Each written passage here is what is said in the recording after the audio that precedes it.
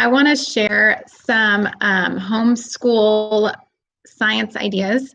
But first, this is a great book if you are starting off homeschooling. It's 102 top picks for the homeschool curriculum. So this will lead you down the right path that you want to go take for your family. So this is a great book to have. It's by Cathy Duffy, and she also has a website that you can go and check out her reviews on homeschool curriculum. But let's talk about science. So science is one of my favorite things to teach because it's so engaging, and science is about the world around us, which encompasses so many different things, and it's a lot of fun. So one, I would say plant a garden, do that, or sprout some seeds, do some science experiments, okay, hands-on. Science is a lot of fun, and it can be a lot of fun. So this is a great book. It's the 101 coolest simple science experiments. So this is a great book for science experiments, and you can check out the inside.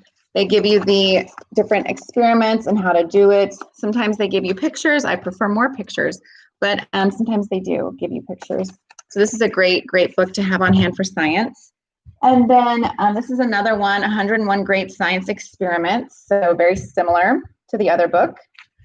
And this also has some really cool pictures and steps for how to do your different science experiments. So it's very cool. This is called Arty Facts, and they have a ton of different books. This one is plants and art activities, so you're incorporating art with science, which is a lot of fun too. This is just some different crafts and activities you can make, and this one's about plants, so that's pretty cool, pretty fun. Let me see what else. We've got, it's kind of for older kids, junk drawer physics. So that's going to get more kind of involved in physics and how to do different experiments from what you have at home, what you can use at home.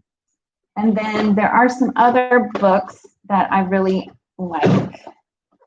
Everyday Science is a good book, whoops, as well.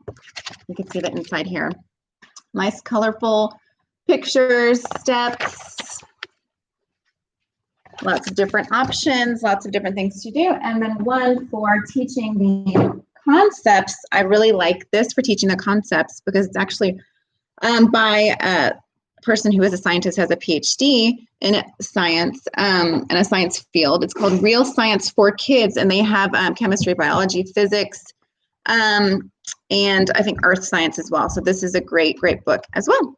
So that's what we use, and I try to do science as much as we can, but mainly it is really just hands-on and doing that, which is great. So let me know if you have any questions. Thanks.